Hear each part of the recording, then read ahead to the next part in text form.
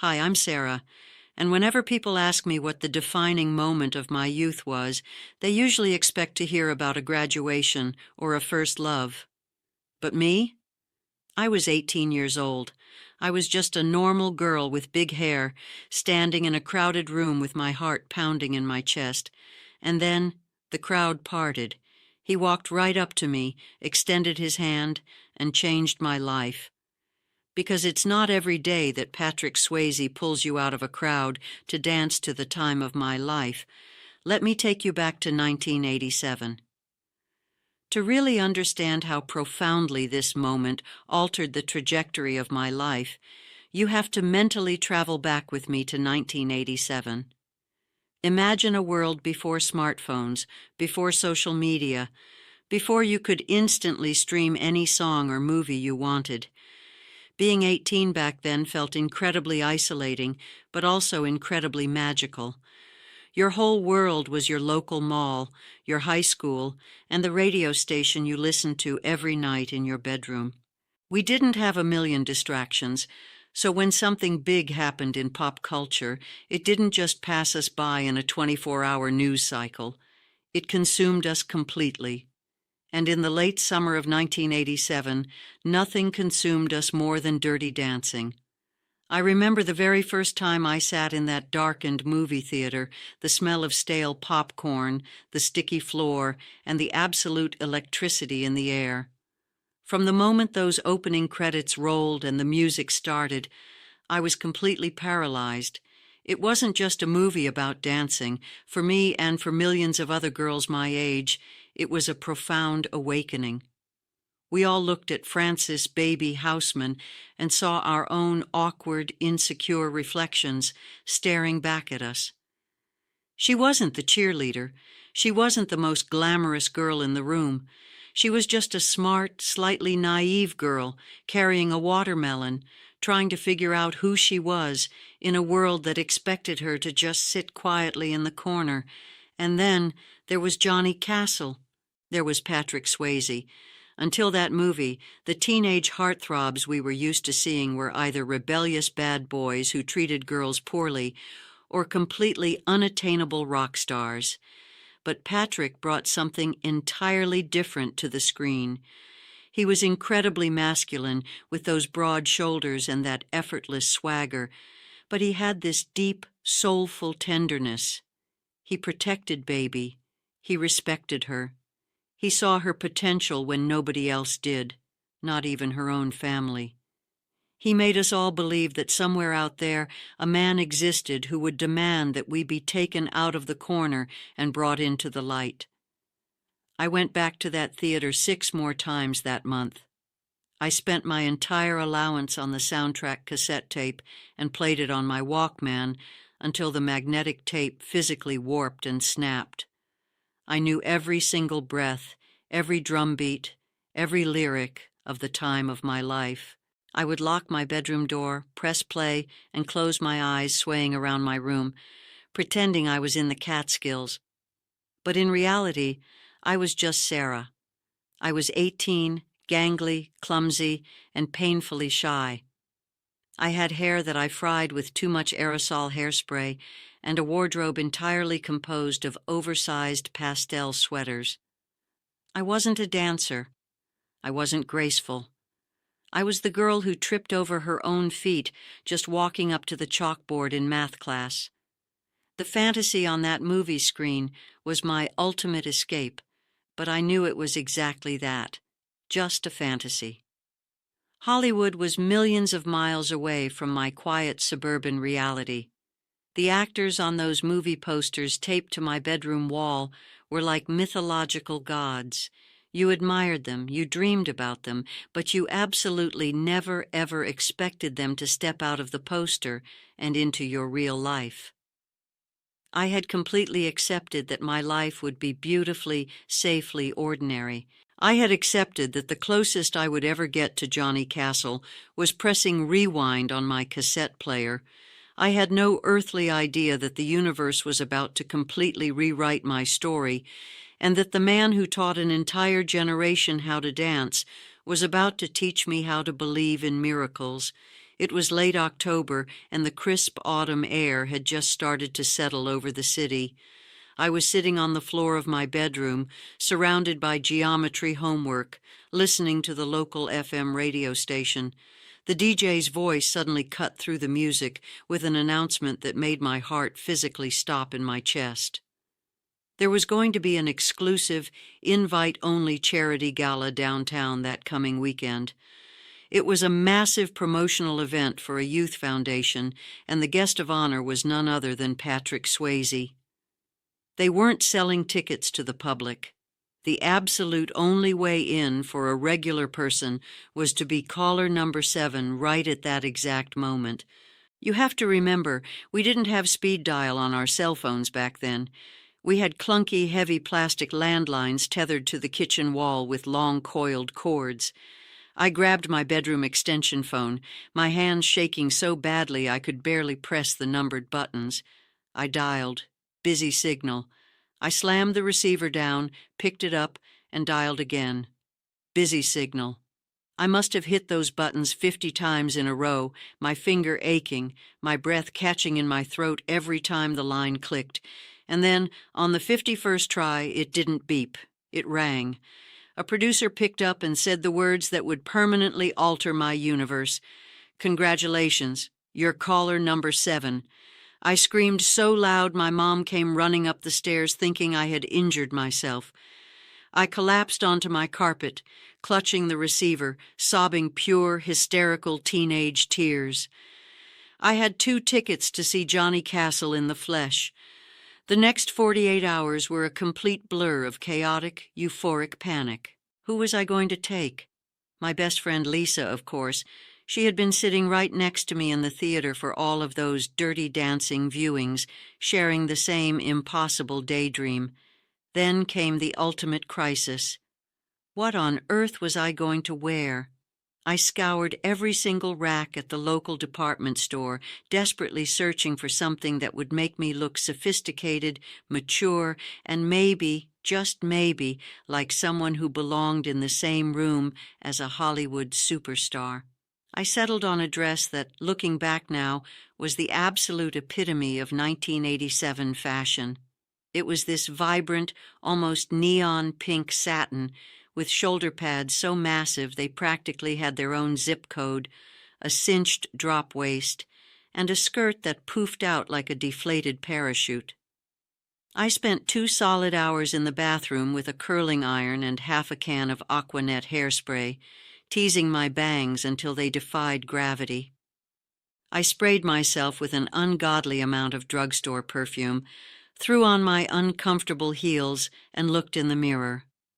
I felt like a princess, but deep down, my stomach was completely tied in knots. I was just an ordinary suburban kid playing dress-up, about to step into a world I had no business being in. When Lisa and I finally arrived at the grand ballroom downtown, all of my borrowed confidence instantly evaporated. The sheer scale of the event was terrifying. There were valet lines of expensive luxury cars, women dripping in real diamonds, and men in sharp, tailored tuxedos. We handed our crumpled radio station passes to the towering security guard at the door, half expecting him to laugh and turn us away, but he unclipped the velvet rope and let us inside. The room was a sea of glittering chandeliers, clinking champagne glasses, and a deafening hum of sophisticated chatter. News cameras were set up around the perimeter, their blinding flashes cutting through the dim, romantic atmosphere of the hall. We were instantly swallowed up by the massive crowd. Being so young and completely out of our element, we naturally gravitated toward the very back wall, pressing ourselves against the floral wallpaper, just trying to stay out of the way. I couldn't even see the main stage or the VIP section. I was completely barricaded by a wall of tall, important-looking adults. At that moment, I told myself that just breathing the same air as Patrick Swayze was enough. Just knowing he was somewhere in that massive room was a victory in itself. I accepted my place in the back, totally unaware that the shadows I was hiding in were exactly where he was about to look. For the first hour, Lisa and I just stood there, clutching our complimentary ginger ales like they were life preservers. The room was so loud, a chaotic symphony of wealthy donors laughing, glasses clinking, and reporters shouting over each other. We were practically glued to the floral wallpaper in the very back corner, convinced that if we moved, someone would realize we were just two suburban teenagers and kick us out. But then something completely inexplicable happened. It wasn't a sudden silence, but rather a profound, palpable shift in the air. Have you ever been outside right before a massive thunderstorm breaks? That heavy electric charge that makes the hairs on your arms stand up? That is exactly what it felt like.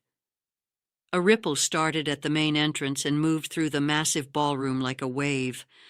The loud, boisterous conversations dropped into hushed, frantic whispers. The sea of tuxedos and expensive gowns physically parted. And then I saw him. Patrick Swayze had just walked into the room. People always talk about star quality or charisma, but until you are standing mere feet away from someone with that kind of gravitational pull, those are just empty words. It was blinding. And it wasn't just because the press photographers were suddenly firing off hundreds of camera flashes, turning the entryway into a strobe light. It was him. He possessed this quiet, overwhelming magnetic energy that I have never ever witnessed in another human being before or since. He wasn't walking, he was gliding. You could instantly tell he was a trained dancer by the absolute precision and grace in every single step he took. He was wearing a sharply tailored dark suit, but he wore it with that exact same effortless, rebellious swagger that made us all fall in love with Johnny Castle. But what struck me the absolute most, what I still think about all these years later, was his face. When someone reaches that stratospheric level of fame, especially at the absolute peak of the dirty dancing craze, you expect them to be aloof. You expect them to be heavily guarded, hiding behind bodyguards, rushing past the ordinary people to get to the safety of a VIP section. Patrick did the exact opposite. He had this incredible, radiant warmth. He stopped. He actually stopped and took his time. I watched him interact with the crowd from across the room, and he was looking people directly in the eyes. He was shaking hands with the waitstaff, smiling that iconic, slightly crooked smile, and genuinely listening to whatever people were saying to him. He didn't just tolerate the attention. He seemed to deeply respect the people who were giving it to him. He exuded a profound, authentic kindness that made him seem so incredibly human, yet so entirely larger than life at the exact same time. Lisa grabbed my arm, her nails digging so hard into my skin that it actually hurt, but I couldn't even feel it. I couldn't breathe. My heart was hammering a frantic rhythm against my ribs, echoing in my ears so loudly I thought the whole room could hear it. Because as he finished speaking to a group of reporters near the center of the hall, he turned. He gently excused himself from the circle of executives trying to monopolize his time, and he started walking. He wasn't heading toward the stage. He wasn't heading toward the velvet-roped VIP booths. He was walking straight down the aisle that the crowd had instinctively formed, directly toward the back of the room, directly toward our dark, forgotten corner. The distance between us was closing with every step he took, and my mind went completely blank. The untouchable Hollywood fantasy I had worshipped on a movie screen was suddenly breathing the same air as me, and the impossible was becoming breathtakingly real. He was about 20 feet away from us when the entire atmosphere of the room shattered in the best possible way. The gala had been playing this soft, generic instrumental jazz all evening, the kind of background noise that is designed to be completely ignored. But suddenly there was a sharp crackle from the massive speakers positioned around the perimeter of the ballroom. And then it hit. That legendary, unmistakable opening drum beat. Da-doom, da-doom. The deep, resonant bass line vibrated through the floorboards and traveled straight up through the soles of my uncomfortable drugstore heels. Within a fraction of a second, the opening synthesizer chords of "I've Had the Time of My Life" flooded the enormous space. It was so incredibly loud, so beautifully out of place among the crystal chandeliers and the men in their stuffy tuxedos. For me, hearing that song wasn't just hearing music. It was like hearing my own heartbeat broadcast over a loudspeaker. I had listened to that exact intro thousands of times in the safety of my bedroom, but hearing it there, in that moment, with him standing just yards away, felt like the universe was playing a massive, beautiful trick on me. The reaction from the crowd was instantaneous and electric. The polite, sophisticated murmurs completely vanished, replaced by genuine, uninhibited cheering. People started clapping to the beat. The wealthy donors, the stern-looking journalists, the security guards. Everyone suddenly remembered the absolute joy of that movie. But I wasn't looking at the crowd. My eyes were entirely locked on Patrick. When that first note hit, he stopped walking. I watched this incredible, spontaneous transformation happen right in front of my eyes. For a brief second he laughed, ducking his head and shaking it slightly, looking almost bashful, like he couldn't believe they were actually playing the song. But then the music took over. You could literally see the dancer inside of him wake up and take control of his body. His shoulders dropped, his posture shifted, and that polite, formal Hollywood actor instantly melted away. Johnny Castle was suddenly standing right there in the middle of the ballroom. He didn't break into full choreography, but every tiny movement he made was perfectly, intrinsically tied to the rhythm of the track. The way he shifted his weight, the way he casually snapped his fingers to the beat, it was entirely mesmerizing. The music demanded motion, and he was the living embodiment of it. The crowd had formed a massive circular clearing around him, expecting a performance, expecting him to grab one of the beautiful diamond-clad women in the front row and recreate the movie magic right there on the expensive hardwood floor. He slowly turned in a circle, his eyes scanning the sea of expectant faces surrounding him. He was looking for a partner. The realization hit me like a physical blow to the chest. He was going to dance, and he was choosing someone from the crowd. My best friend Lisa was practically vibrating next to me, whispering frantic prayers, hoping he would look our way. But I did the exact opposite. Panic completely overrode my teenage daydream. I tried to make myself as small as humanly possible, instinctively pressing my spine so hard against the floral wallpaper I thought I might merge with it. I was fiercely aware of my frizzy hair, my ridiculous pink puffy dress, and my total lack of coordination. I was terrified that if he looked at me, he would see exactly what I saw in the mirror, an awkward, out-of-place kid. I held my breath, waiting for his eyes to settle on someone glamorous. But the sweeping gaze stopped. His head tilted slightly. He wasn't looking at the center of the room anymore. He wasn't looking at the VIPs. The heavy, rhythmic beat of the song seemed to slow down to a crawl as his eyes locked onto the darkest, furthest corner of the room. He was looking directly at me. The entire room seemed to hold its collective breath. You know how in movies, when something monumental is about to happen, the background noise completely fades away, and all you can hear is the rushing of blood in your own ears? That wasn't just a cinematic trick. That was exactly what happened to me. The booming bass of the music, the popping of the camera flashes, the murmurs of the elite crowd, it all just dissolved into a distant, muted hum. All I could focus on was the fact that Patrick Swayze, the man whose poster took up half the real estate on my bedroom wall, was looking directly into my soul. He wasn't looking past me at a producer. He wasn't looking at my beautiful best friend Lisa, who was still silently hyperventilating beside me. His gaze was entirely, unequivocally locked onto me, the terrified 18-year-old girl in the ridiculous pink dress trying to fuse her spine with the floral wallpaper. And then he raised his arm. He raised his arm and pointed right at me. If I live to be 100 years old, I will never fully comprehend the surreal magic of the next 10 seconds. The crowd of journalists, socialites, and wealthy donors didn't just step aside, they completely parted, creating a wide, unobstructed path straight from the center of the ballroom directly to my corner. It was like Moses parting the Red Sea, only instead of a staff, he was wielding that effortless magnetic charm. He started walking down that impromptu aisle, his eyes never once leaving mine. With every step he took, my brain scrambled to find a logical explanation. I thought, he must be coming to ask the woman behind me to dance.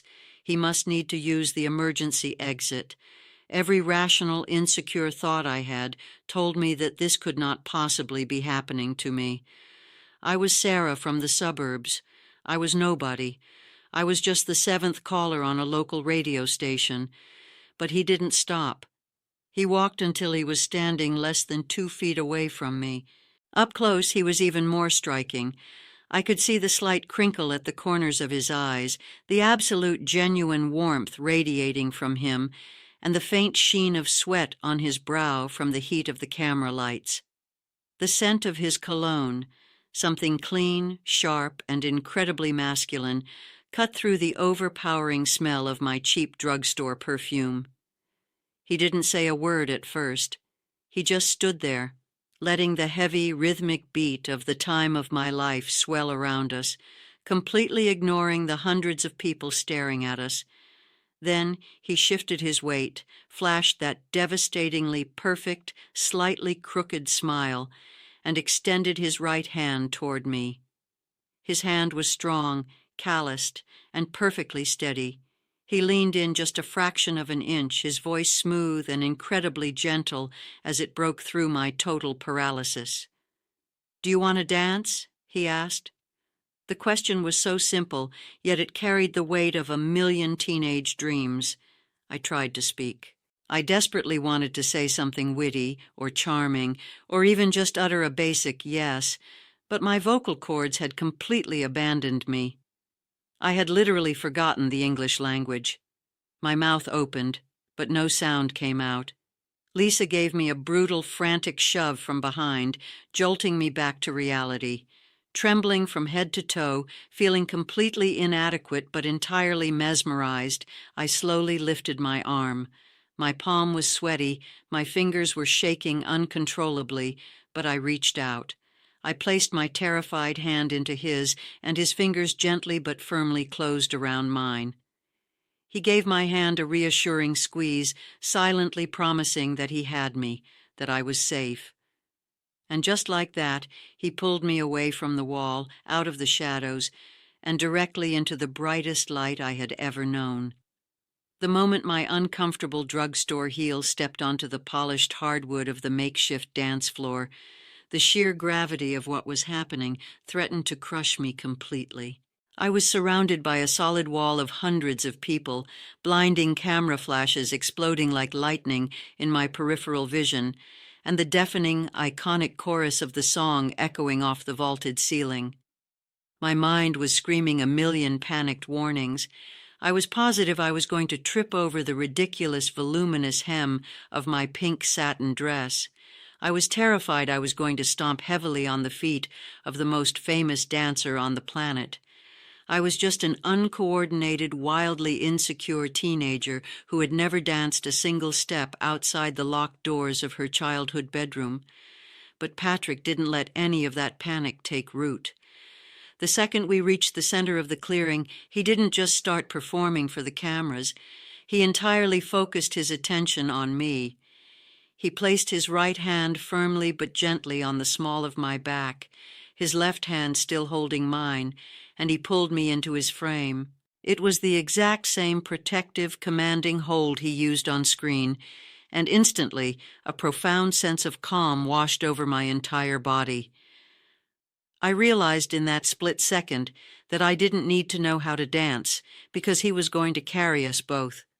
He started to move, and it felt like we were instantly defying gravity. We didn't do the legendary cinematic lift. which was an absolute blessing because I undoubtedly would have broken both of our necks. But we danced in a way that felt like pure, unadulterated magic. He stepped perfectly in time with that driving bass line, gently guiding my momentum so that all I had to do was follow the pressure of his hand on my back. When I took a hesitant, clumsy step forward, he absorbed the mistake so effortlessly that it looked entirely intentional. He spun me outward, the heavy satin of my puffy skirt twirling out around my legs, and when he pulled me back in, he caught me with such practiced, effortless grace that I genuinely felt weightless. For those 2 glorious minutes, the massive, intimidating crowd completely vanished. The wealthy socialites, the aggressive journalists, the fear of not belonging, it all just melted away into the background. There was only the rhythm of the music, the blinding warmth of the spotlights, and the incredibly kind, reassuring smile of the man holding me. He didn't treat me like a prop for a publicity stunt. He didn't look past my shoulder to make sure the cameras were capturing his good side. He looked right at me, his eyes crinkling at the corners with genuine, infectious joy. Every time I looked like I was about to tense up, he would give my hand a tiny, invisible squeeze or flash, that devastatingly charming grin, silently telling me to just let go and trust him. And I did. For the very first time in my 18 years of existence, I completely let go of my profound awkwardness. I wasn't just a shy, clumsy girl from the suburbs trying to hide in the shadows anymore. I was beautiful. I was graceful. I was exactly where I was supposed to be. As the final soaring instrumental notes echoed through the ballroom, he expertly guided me into a slow, breathtakingly romantic dip. The crowd erupted into a deafening roar of applause and cheers, the sheer volume of it vibrating in my chest. He pulled me back up, the song fading out around us, and the magical bubble we had been existing in slowly began to pop. He didn't immediately let go.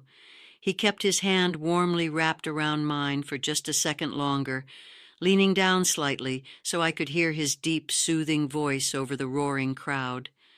He pressed a soft, gentle kiss to my burning cheek, smiled right into my eyes, and whispered, "Thank you for the dance, sweetheart." And then, with a final lingering squeeze of my hand, he took a step back, turned, and let the cheering crowd swallow him whole. The second his hand slipped from mine, and he disappeared back into the flashing cameras and the sea of expensive tuxedos, my legs completely gave out.